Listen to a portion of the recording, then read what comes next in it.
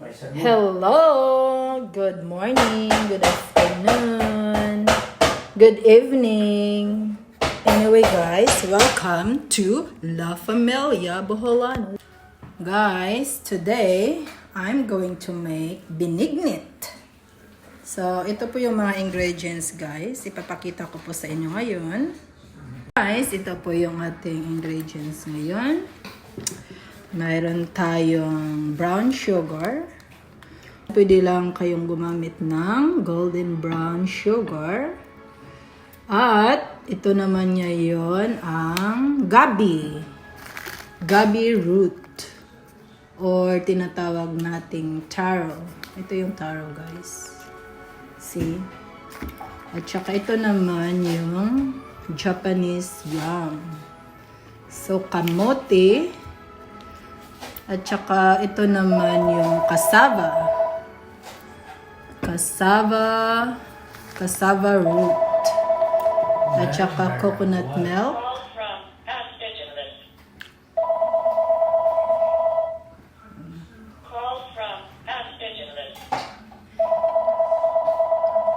Yan na yung coconut milk.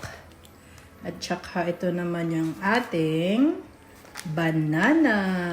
So guys, mas masarap siya pag nilagyan ng banana. At saka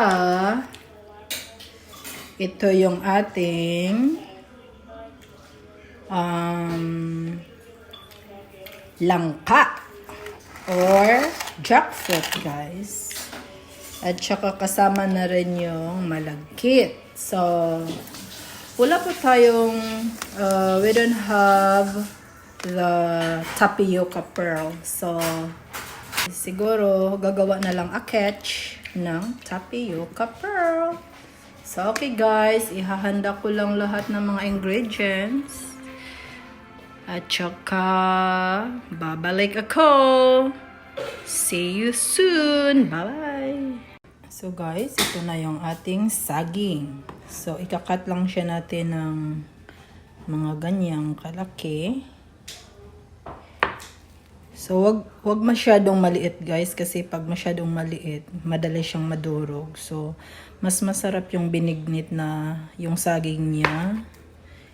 Yung malalaki, yung katamtaman lang yung laki, hindi naman malaki na malaki. Yung ganyan lang. Yan, ganyan lang siya. Tapos, ito yung ating taro guys. Babalatan na natin siya. At saka, slice. Ito guys. Okay guys. Ito na po yung ating mga ingredients na slice na po natin. Ito yung, what is this? Now I could not tell. Ito yung taro. Ito yung cassava. At saka ito yung kamote. Ito yung saging. At ito naman ang jackfruit. So guys, fresh to. Pwede kayong gumamit ng sakan. So lalo-lalo na yung mga, mayroon mga tao na walang access sa mga fresh tropical fruit. So pwede kayong gumamit ng canned jackfruit. So masarap yung malutong siya guys, or hinog. Hinog na lang ka. So, okay. We'll start cooking.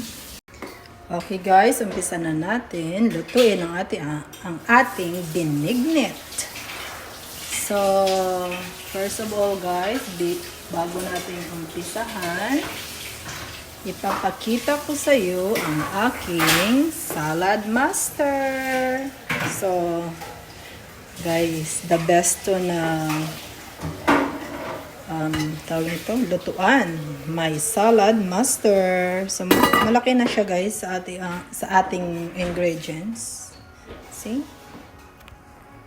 Lagay na natin yung gata dito. At saka,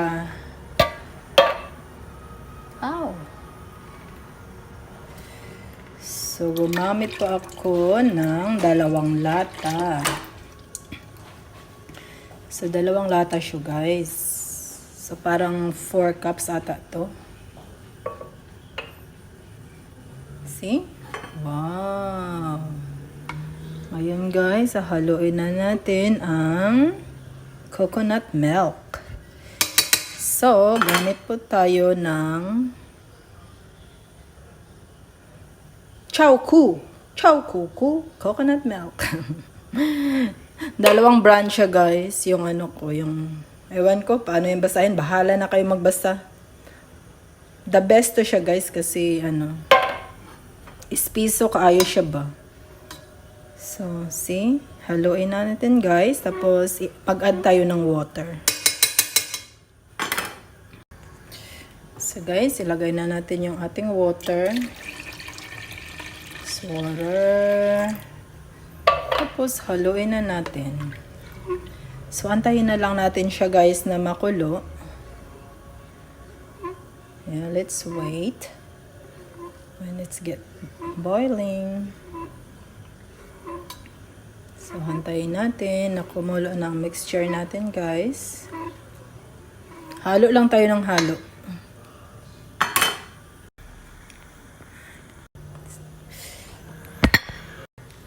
So guys, hintayin na lang natin kumulo ang ating mixture. Antayin natin na lalapot siya ng lalapot. Guys, mga yun yung paborito na kong snacks sa Pilipinas. Kaso lang guys, wala po tayong, what do you call it? The tapioca pearl. Pero okay lang, mas masarap yung ano. Tawag nito, mas masarap pa rin yung malagkit. Yeah. So, halo lang tayo ng halo hanggang na kumulo ang ating mixture. Sarap na guys. So guys, pwede na nating, kumukulo na siya ng konti. So pwede nating i-add yung ating sugar. Brown sugar.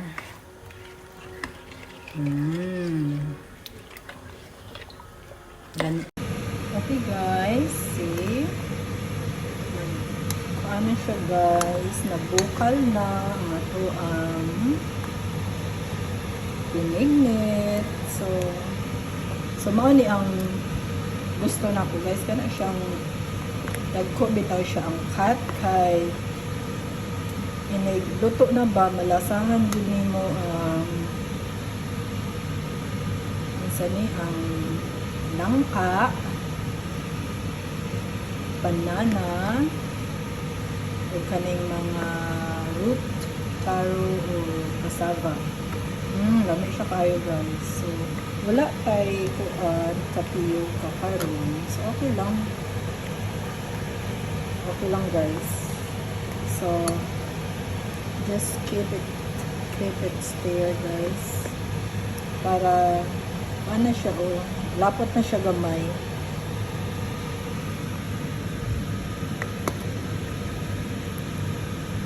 Lapot na siya gamay. Kalamayan isa lang ka guys. Taste lang.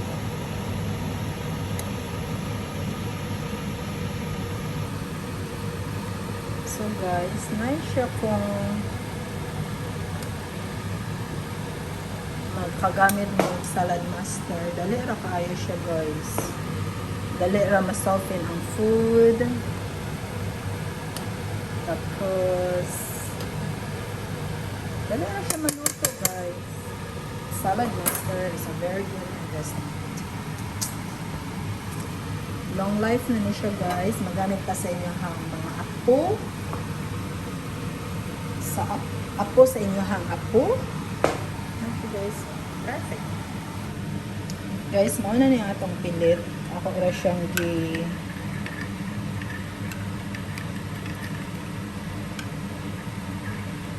gigaling guys. So, gamay. Gigawin ako siya gamay. kay para dili siya kanang tibuok nga bugas ba. So ato na ni siyang ibutang sa ato ang mixture. I-add na natin ni siya sa ato ang mixture para mulapot gid siya hayo. Very delicious. So this is the malagkit or glutinous rice. So i-add na nato siya sa atong mixture na kumukulo. Oop. Oh, lapot na siya, guys. Dapat nakaayos siya. Ayan, natin. Ito ang pili.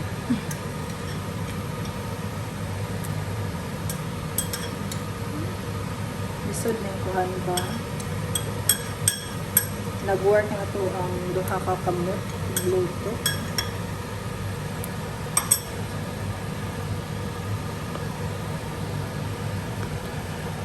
Guys, malapot na, malapot na.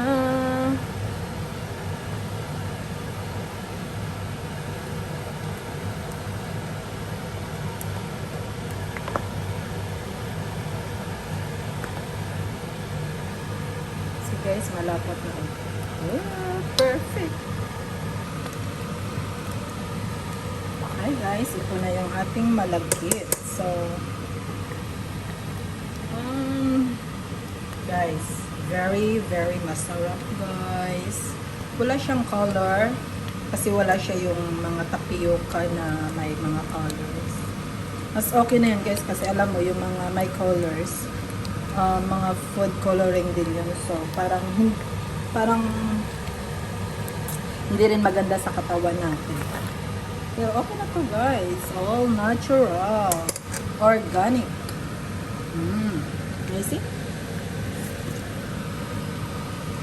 Oh my god, it's very good. Very good. Hindi pa masyadong maluto yung ating mga kamote. So, maybe mga 5 minutes pa. Pakulo natin ng mga 5 minutes.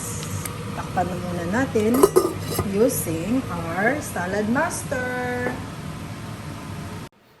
Okay guys, luto na ang binignit guys. Nainit-init po guys. Lumi ko. Oh, yun na.